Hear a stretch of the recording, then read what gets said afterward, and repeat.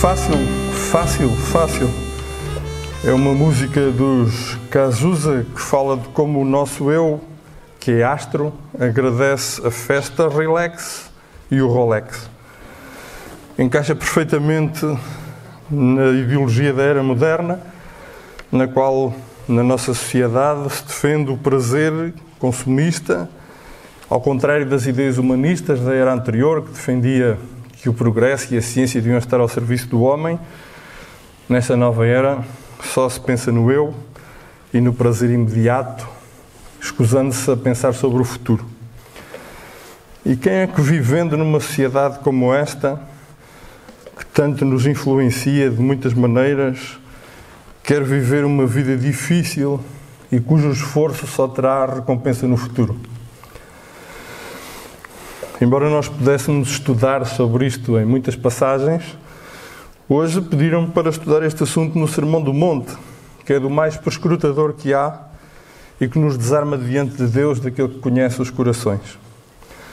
Neste sermão, no capítulo 5, Jesus começa por falar do caráter cristão e diz como deve ser esse caráter e diz a felicidade que há em ter esse caráter. Depois diz que quem tem um caráter assim deve revelar-se ao mundo, deve ser sal, deve ser luz, deve procurar conservar o mundo puro e deve mostrar-lhe o mal e a solução. Logo a seguir, o Senhor Jesus começa a explicar como se deve viver na prática, mostrando qual deve ser a relação entre o verdadeiro cristão e a lei de Deus. E a relação é compreender o seu sentido profundo, que é o amor, e isso significa cumpri-la. Depois ele dá vários exemplos de como cumprir a lei do Senhor, falando sobre o homicídio, o divórcio, o adultério, a vingança, a verdade. E esse é o capítulo 5. No capítulo 6, Jesus fala da vida do cristão em completa dependência de Deus neste mundo. E divide essa vida em duas partes, a vida religiosa e a vida secular ou a vida no mundo. Quanto à vida religiosa, ele fala da caridade, da adoração, do jejum, e lembra que sempre nós devemos ter a noção de que Deus está presente e tudo sabe. E, portanto, se fazemos alguma coisa para agradar aos homens, isso desagradará a Deus e não terá recompensa. Quanto à vida no mundo, o que principalmente mostra neste capítulo 6 é que o cristão não é daqui. E, portanto, ele não deveria investir neste mundo, ele deveria pensar eterno e investir no céu. No capítulo 7, onde se encontra a passagem que me pediram para abordar hoje, Jesus começa a falar de um tema final, o julgamento. Nós estamos sempre diante dos olhos do Pai que tudo vê. E é verdade que o homem natural não se importa com o futuro, vive o presente, mas o homem espiritual devia lembrar-se que nessa vida haverá um julgamento. E devia preparar-se para essa vida e para esse momento. No final do sermão, que é onde estamos, na passagem de hoje, Jesus remata para deixar claro algumas coisas, nomeadamente fazer aplicações para a nossa vida prática e depois a reafirmação de algumas verdades fundamentais. Ele quer que nos examinemos a nós mesmos, que nos questionemos e que descobramos se estamos a viver como Ele nos ensinou. Chegamos então a Mateus, capítulo 7, versículos 13 a 20, que nos vai falar sobre o melhor caminho e mostrar perigos nesse caminho. Então vou pedir à Assembleia que possa fazer uma leitura participada, que irmãos possam levantar-se e ler 2 versículos cada um, de Mateus 7, 13 até 20. 2 versículos cada um, se faz favor. Traz uma porta estreita, porque larga a porta e esqueceu o caminho que conduz à perdição. E muitos são o que entram por ela. Porque estreita é a porta e apertado o caminho que leva à vida, poucos há que encontram.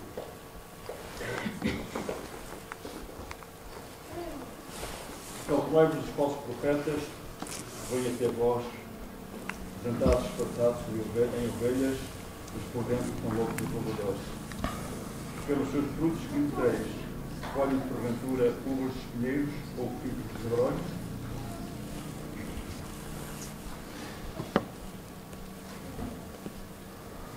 Assim toda árvore boa produz bons frutos, porém a árvore má produz frutos maus.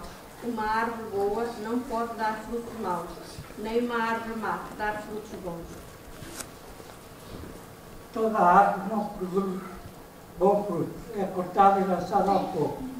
Assim, pois, pelos seus frutos os conhecereis. Muito obrigado. Foi uma boa leitura.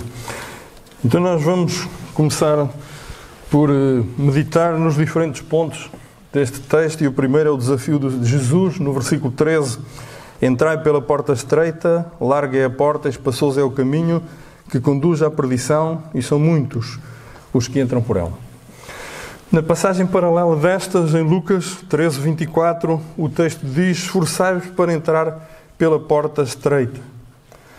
Ora, como nós conhecemos as Escrituras e o ensino, nomeadamente de Efésios 2, 8 a 10, sabemos que a salvação não é pelo esforço humano, mas é uma dádiva de Deus, e portanto aquilo que está aqui em causa, quando se está a falar de entrar por esta porta, não é certamente apenas a questão da salvação, não é só isso que está em causa aqui.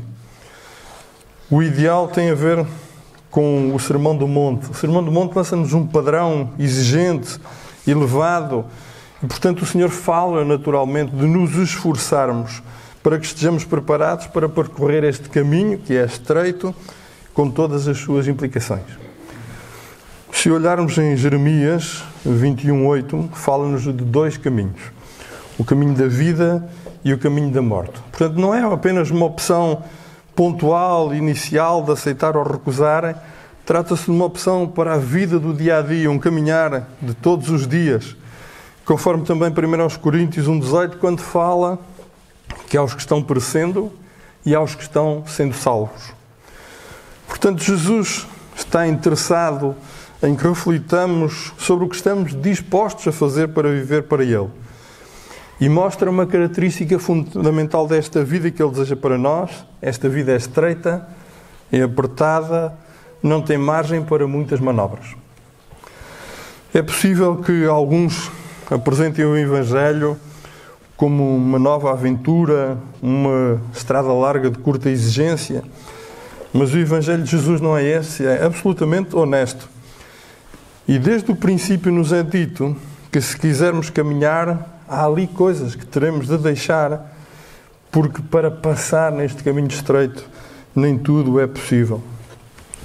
E certamente temos de deixar o mundanismo, porque o caminho largo não é o caminho que é oferecido ao cristão. Nesse caminho, caminham aqueles muitos que se conduzem à perdição. A nossa caminhada é afastada desses padrões, a nossa caminhada é pessoal, tal como a responsabilidade é pessoal, e, portanto, não devemos andar cegamente segundo as opções das maiorias, dos grupos, daqueles que caminham pelo caminho largo. Temos é de nos esforçar para mostrar a diferença. Os desafios são muito sobre isto e claros, como Gálatas 6:5.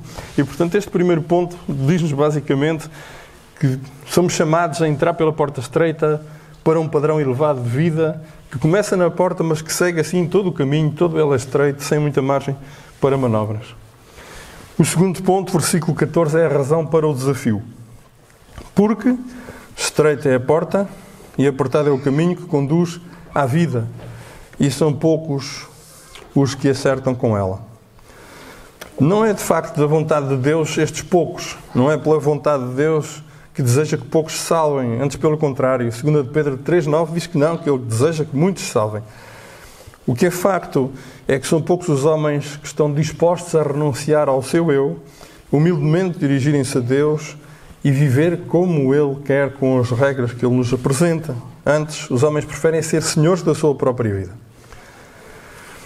Às vezes há crentes que olham à volta com algum desânimo, que veem tantos no mundo e ainda por cima tantos que estavam na igreja e que depois se afastam.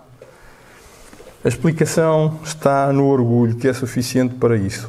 Há realmente muito poucos dispostos a abdicar do seu eu, da sua própria vontade, querendo viver a seu belo prazer, a sua vida, à sua maneira, segundo as suas próprias regras.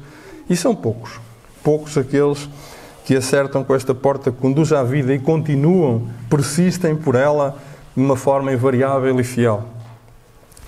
Até porque a nossa passagem vai nos falar, há falsos mestres, há apoios constantes à vida fácil que alimenta o eu, e ainda se conseguem juntar, curiosamente, ensinos religiosos e apelos da sociedade, como por exemplo do materialismo. Agora há uma religião da moda que advoga que o Evangelho é e dá muita prosperidade, muito dinheiro, muita saúde.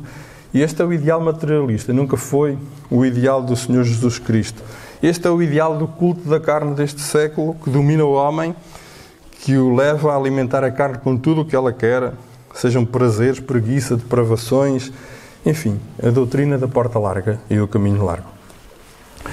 Mas seja qual for a tentação, a opressão a que estejamos sujeitos, o desafio a que estejamos sujeitos, nós somos lembrados neste texto da razão pela qual devemos entrar pela porta estreita e permanecer nesse caminho difícil. É que este é o caminho, esta é a porta que conduz à vida.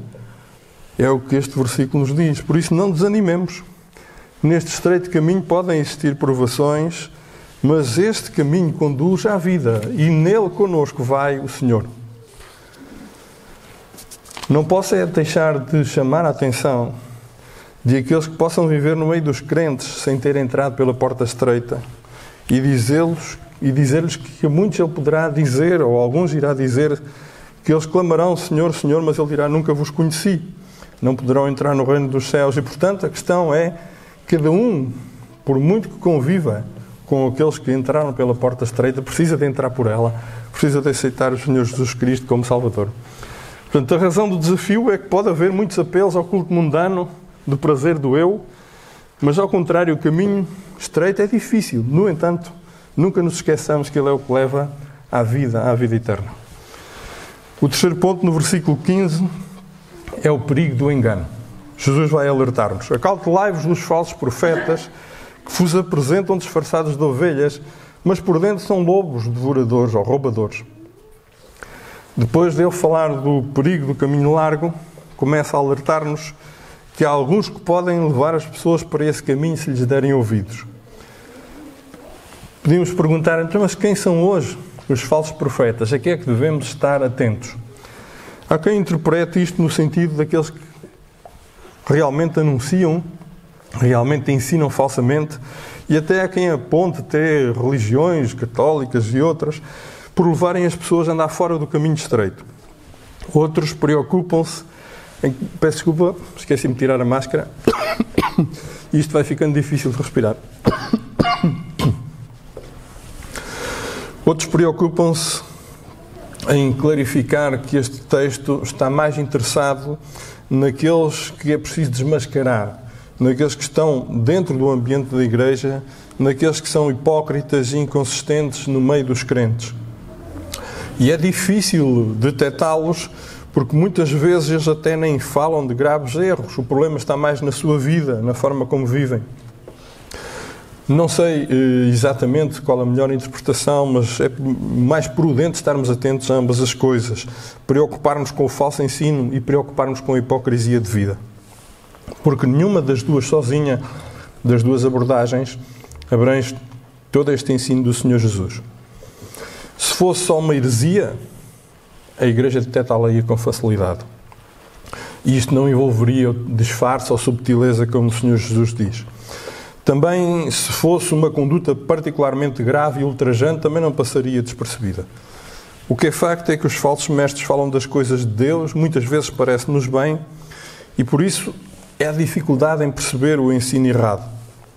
Muitas vezes precisamos de reparar nos detalhes. Por exemplo, não falam, não desafiam a andar no caminho estreito. Até podem sugerir que não há mal algum em fazer algumas coisas típicas do caminho largo.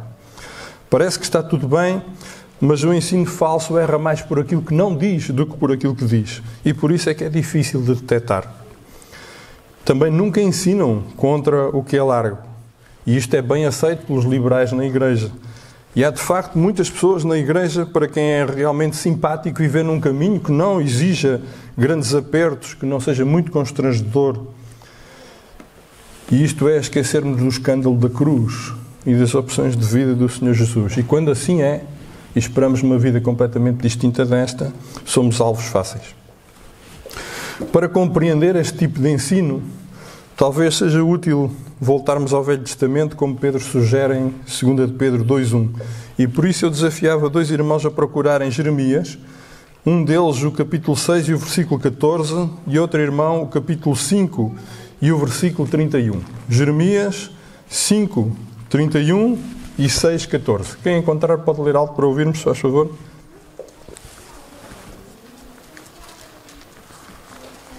Os profetas profetizavam falsamente e os sacerdotes dominavam pelas mãos deles.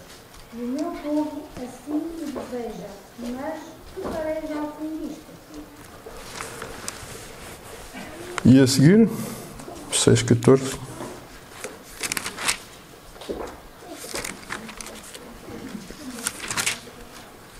E curam superficialmente a filha do meu povo, dizendo: paz, paz, quando não há paz. Obrigado.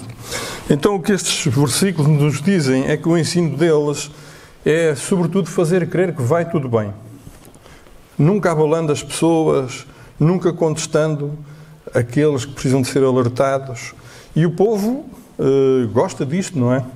Gosta desta perspectiva confortável e por isso até nem aceita a correção dos verdadeiros que estão realmente preocupados com eles e que os alertam para o pecado. E é assim que muitas vezes nasce, subrepticiamente, sem se dar por isso, uma confrontação ao verdadeiro ministério, porque estes lobos devoradores o que querem é tomar o lugar dos verdadeiros pastores. E o povo desagrada-lhe um ensino que o confronte e, portanto, vai perdendo a noção do pecado. Eles nunca falam também da doutrina que o Senhor Jesus vai aqui falar a seguir, que é a doutrina do julgamento. Todo este capítulo se dirige um bocado a esta ideia do julgamento. E aqueles que andam mal não gostam de ouvir falar de uma doutrina de julgamento, porque não querem ser alertados para esta vida fácil, não é? Quando as pessoas se deixam enredar por este ensino que mais faz crer que vai tudo bem, que quer colocar um penso sobre uma ferida que está infectada por debaixo, sem passar pelas dores de remover a infecção, tornam-se pessoas que se vão deixando enganar, que se vão escravizando, que vão andando mal, porque deixam de ter vontade de resistir ao que está errado e ao pecado na sua vida. O que é facto é que não há doutrina de amor sem doutrina de julgamento, como diz Atos 24, 25. Realmente os falsos profetas querem curar superficialmente a ferida do povo, deixando a ideia de que está tudo bem e querendo que o povo vá ficando insensível, como disse Jeremias 6,14. Então a mensagem de Cristo é do caminho apertado, é um caminho com batalhas severas contra o pecado, é um caminho em que precisamos de toda a armadura de Deus, é um caminho que precisamos de vigiar em oração, é um caminho de a cada dia tomar a cruz e seguir ao Senhor, é um caminho de fome e sede de justiça contra o mal, é um caminho de comportamento justo, é um caminho de proclamar o reino de Deus e de revelar o nosso caráter ao mundo com evangelização. E, portanto, o povo de Deus precisa ser alertado, não deve andar distraído para estas coisas, não deve levar a vida cristã a brincar ou na desportiva, porque se for assim, isso vai tornar a igreja ineficaz, isso vai tornar a igreja débil, vai tornar a igreja irrelevante no mundo em que vive. Então, a síntese deste ponto é, diante do caminho largo, Jesus alerta para os que podem levar as pessoas a esse caminho com um ensino perigoso, porque disfarçado. E o quarto ponto, os versículos 16 e 18, 16 a 18. Pelos frutos os conhecereis. Colhem-se porventura uvas de espinheiros ou figos de abrolhos? Assim toda árvore boa produz bom fruto, porém a árvore má produz frutos maus. Não pode a árvore boa produzir frutos maus, nem a árvore má produzir frutos bons. Até esta questão dos frutos é uma questão crucial na análise dos falsos mestres. Se não conseguimos analisá-los pelo ensino, porque é mais o que não dizem do que o que dizem, e não cometem erros deliberados, abertos, que sejam fáceis de detectar, precisamos de detectar olhando para os frutos. Devemos estar sempre a olhar para os frutos daqueles que vivem connosco e que nos influenciam no dia a dia. Há o perigo real de nos podermos deixar enganar pelas aparências, e muitos dos que anunciam desta maneira perigosa parecem ser bons crentes, mas não são. E por isso precisamos perceber pela forma como viveram se eles demonstram ter nascido de novo. Realmente, se alguém diz ser crente, mas a sua vida não o evidencia, O texto diz para estarmos alerta para os tais, para ficarmos desconfiados, porque de facto o que o indivíduo é no interior, mais tarde ou mais cedo acabará por se manifestar. E esse tipo de pessoas convivem com os crentes sem nunca terem sido salvas. Diz 2 de Pedro 2:2, 10 e 22, que levam os outros atrás, que seguem as suas paixões, que rejeitam a autoridade e são como porca lavada que depois voltou a revolver-se na lama. Talvez demoremos a perceber esta forma de vida, mas Deus manda-nos estar prevenidos. Se as pessoas não vivem querendo agradar a Deus, então é natural que as coisas na sua vida aconteçam, que eles vivam de acordo com os conceitos temporais dos seus interesses pessoais, que eles vivam só pensando no que é secular e não no que é espiritual, e que se note uma falta de autenticidade. O que devemos procurar em concreto, o que está neste sermão, é o caráter cristão, as bem-aventuranças. Podemos ter um olhar mais fino ainda sobre isto? Sim, podemos. Se estamos a falar de frutos, procurar os frutos do Espírito Santo, que estão em Gálatas 5. Se as vidas evidenciam amor, alegria, paz, longanimidade, gentileza, bondade, mansidão, domínio próprio, fé. Porque estes frutos só podem existir naquele que é nascido de novo. Ninguém pode produzi-los sem o Espírito Santo na sua vida para capacitar, para ajudar. Então, sem o Espírito Santo na vida não será possível manter um comportamento coerente de acordo com aquilo que é o caminho estreito. Em síntese, o perigo está nas suas vidas e, portanto, nós devemos analisar os seus frutos e estar alerta. O quinto ponto é que o tema do julgamento é reiterado. Versículos 19 e 20, este tema que aparece neste capítulo 7, é lembrado outra vez. O versículo 19 diz: toda árvore que não produz bom fruto é cortada e lançada no fogo. É possível que estes consigam enganar alguns crentes, ou muitos crentes, por causa dos falsos ensinos dissimulados. Mas não é possível que enganem a Deus. E, portanto, por muito que eles consigam ludibriar uns e outros, não escaparão da condenação de Deus. E por isso cada um se deve examinar se possui esta natureza divina, se já aceitou Cristo como seu Salvador, se o Espírito Santo está a fazer a diferença nas suas vidas. Nós podemos orar para que Deus proteja a Igreja da influência dos falsos mestres, é uma boa tarefa de oração. Mas falta-nos a nossa parte. E é por isso que neste último ponto do nosso texto, nós, além de sermos lembrados do tema do julgamento, que esses tais serão julgados, Jesus volta a repetir que a nossa parte é analisar e identificar pelos frutos quem é que eles são. E, portanto, o versículo 19 fala disto, de toda árvore boa o que não produz bom fruto é cortada e lançada no fogo. Ele também vai lembrar-nos, vai repetir no versículo 20 esta noção de que os tais precisam de ser analisados, pois o versículo 20 repete assim, pois pelos frutos os conhecereis.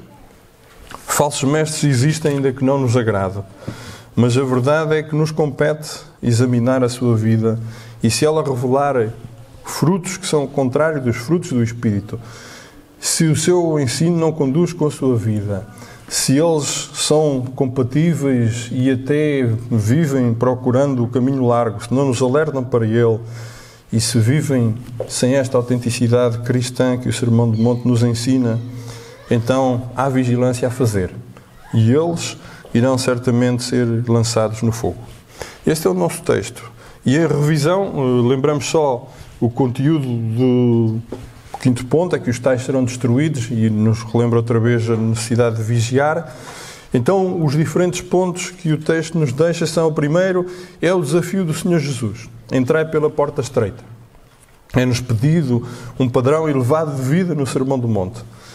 Ele começa na porta, no momento da entrada e da escolha pelo Senhor Jesus Cristo, mas é para todo o caminho, sem margem para grandes manobras. O segundo ponto é a razão do desafio, encontra-se no versículo 14. Há muitos apelos ao culto mundano do prazer do eu, mas ao contrário, o caminho estreito, apesar de difícil, é o que leva à vida e isso nos deve sempre incentivar. Em terceiro lugar, vimos o perigo do engano no versículo 15. De facto, ante o perigo de sermos desafiados para um caminho largo, Jesus alerta para aqueles que podem influenciar-nos assim Jesus alerta-nos para o perigo porque o seu ensino é altamente disfarçado. E é isso que nos leva ao quarto ponto de como reconhecê-los nos versículos 16 até 18. O perigo está nas suas vidas. Devemos analisar os seus frutos e estar alerta e afastar-nos da sua influência. Finalmente, no quinto ponto, o tema do julgamento foi reiterado nos versículos 19 e 20. Esses tais serão destruídos. Devemos vigiar. Então, em síntese, somos desafiados a uma vida cristã autêntica de acordo com o ensino do Senhor Jesus Cristo. Esta vida não é fácil, mas esta vida vale a pena. Esta vida é que nos leva para a eternidade e para a glória. Portanto, não nos deixemos seduzir pelos desejos do eu no mundo, pelas más influências que nos encaminham nesse sentido. Antes queiramos de todo o coração honrar aquele Deus que morreu por nós. Que assim seja.